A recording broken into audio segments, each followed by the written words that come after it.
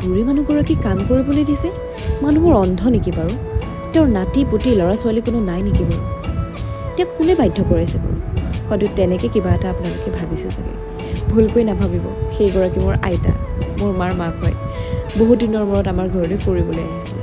ওপৰখনলৈ গ'ল, অলপ লেতেৰা দেখিলে, মোক ক'লে ঝাৰুডাল ক'ত? মই ক'লোঁ ঝাৰু নাই। থাপতে ঝাৰুডাল পাই পিনি তেওঁ সাৰি পেলালে। মই মানা কৰিছিলোঁ, তেওঁক বাধ্য কৰা নাছিলোঁ মই সাৰিবলৈ। তেওঁ নিজে সাৰিছে, সেয়েহে ভুলকৈ নাভাবিব। আজি তেওঁৰ মনটো বহুত ফূৰ্তি হৈছে, ভনীয়েক আহিছে আৰু আহি পালেহি। চাওঁচোন আহক কিনো কথা পাতে তেওঁলোকে। বাইদেউ কেতিয়া আহিলি? তই কেতিয়া পালিহি? মই ৰাতিপুৱা বেলা এটা আহিলোঁ। দুয়োগৰাকী আইতাক লগ পাই আমাৰ কুকুৰকেইটাৰ গাতো ততেই নাই। তাৰপাছত আমি সকলোৱে একেলগে বহি চাহ খালোঁ, আইতাহঁতৰ লগত অকণমান ধেমালি কৰিলোঁ। দুয়োগৰাকী যে কিমান ফূৰ্তি পাইছে। কেতিয়াবা চাবচোন, আনৰ মুখত হাঁহি বিৰিঙাব পাৰিলেও মনটো বৰ ভাল লাগি থাকে। আপোনালোকৰ হয়নে নাই নাজানো, মোৰ কিন্তু বৰ ভাল লাগে। সেই আইতা দুগৰাকীৰ মুখৰ যি হাঁহি, তেওঁলোকৰ যি ফূৰ্তি, তেওঁলোকৰ যি আনন্দ, সেই আনন্দই যেন মোৰ সুখকণহে দিছে। মাহী আইতা এদিনৰ কাৰণে আহিছিলে, সেয়ে আমাৰ আইতাৰ মনটো টাউনি হৈ গ'ল।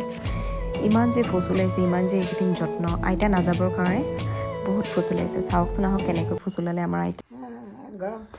এই শুই থাকোঁতে বৰ খুব চেঁচা আছিলে।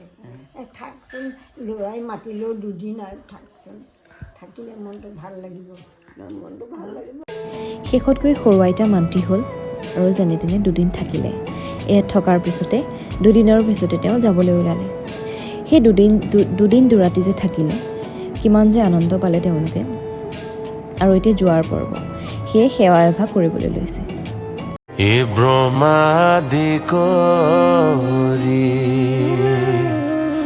এ জীৱ জগত। আমাৰ আইতাসকলে বাৰু সৌভাগ্যৱান নহয়নে?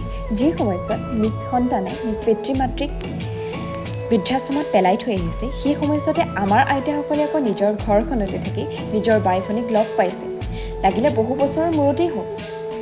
কেতিয়াবা মন গ'লে নিজৰ জী জোঁৱাইক চাবলৈ পাইছে, জী জোঁৱাই ঘৰলৈ আহিছে, নাতিকেইটাক চাবলৈ পাইছে, সেয়া কম সৌভাগ্যৰ কথা নহয়।